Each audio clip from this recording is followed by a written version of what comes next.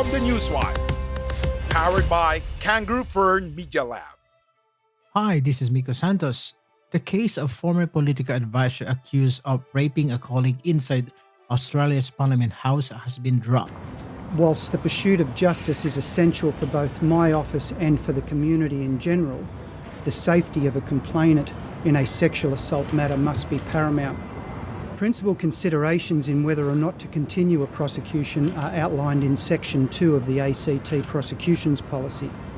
In light of the compelling independent medical opinion and balancing all factors, I've made the difficult decision that it is no longer in the public interest to pursue a prosecution at the risk of a complainant's life. This has left me no option but to file a notice declining to proceed with the retrial of this matter, which I've done this morning. This brings the prosecution to an end. For today's episode, we're talking to Dr. Rachel Bergen. Dr. Rachel Bergen is a lecturer in criminal justice and criminology at Swinburne Law School and the CEO of Rape and Sexual Assault Research and Advocacy. She was awarded her PhD degree in 2019 from Monash University for her thesis exploring the ways that affirmative sexual consent has been adopted into law and translated into legal practice in rape trials in Victoria. Dr. Rachel Bergen, welcome to the show. Thanks for having me. So this is very hot news today about rape charges was dropped to Mr. Lehrmann. Can you tell us what's the background of this and why the Director of Public Prosecutor dropped the case?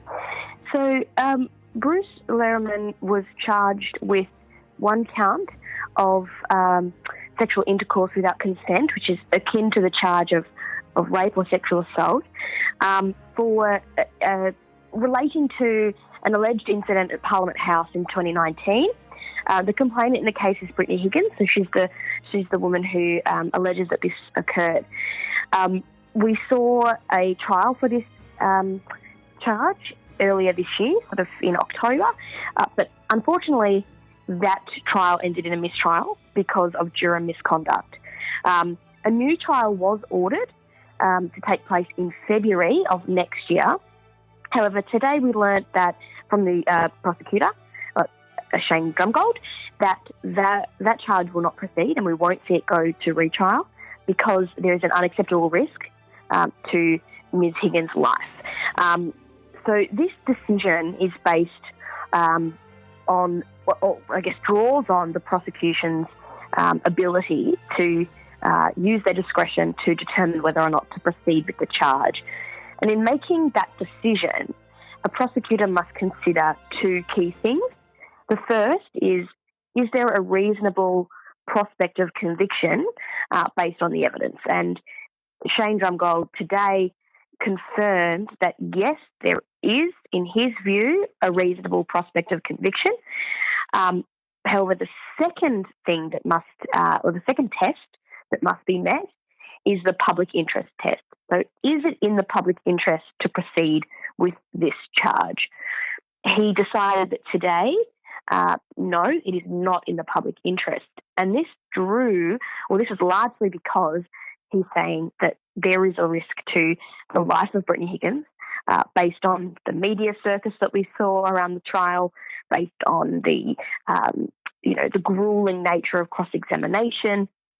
And so for all these reasons, there's currently a risk to her mental health and her life, and thus it's no longer in the public interest to proceed. So what's going to be impact of this decision? Is that how the decision made? Is that they have to study, or because I saw your tweet earlier that you said today is a disheartening day for justice. Yeah.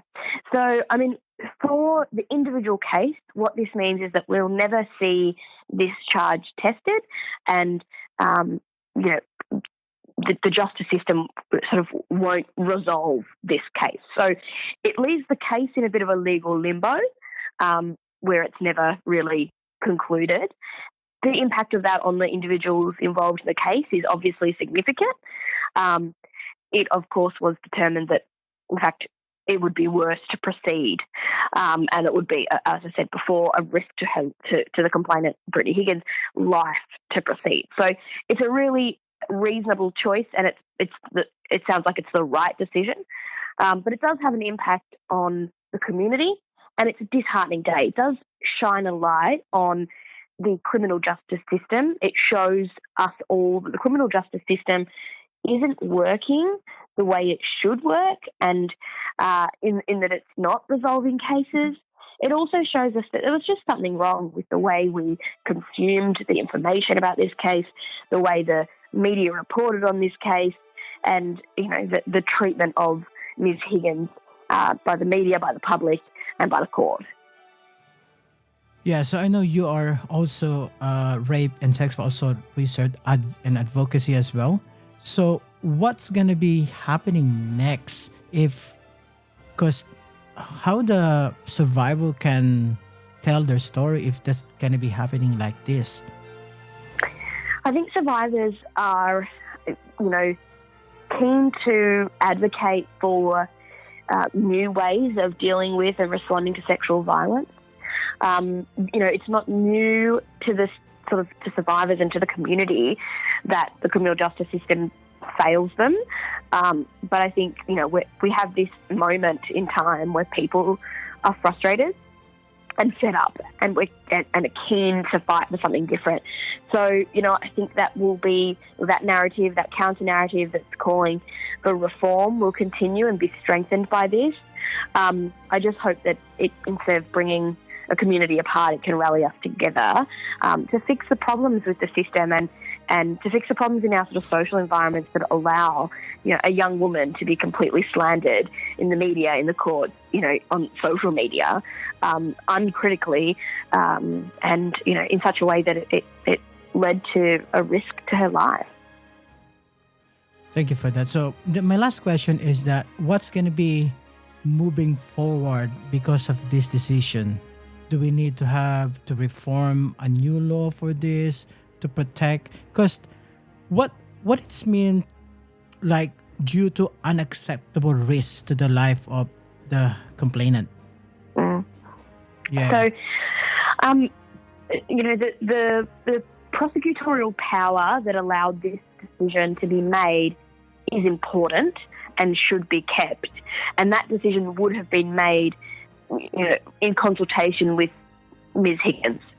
So it's not, it's that decision in and of itself is not the problem. The problem is that this decision was born out of a whole reaction from our community and a whole sort of, system of treatment that made it unsafe for Brittany Higgins to, continue, right? The risk to her life is a risk to her mental health. And that's really what we're talking about here. And we need to start recognising that the system causes trauma. And a lot of reform is going to be needed to change that. All right. Thank you so much, Dr. Rachel Bergen. And Thank you. Thank you for that. Thanks for having me. Hi, this is Miko Santos, and this is From the Newswires.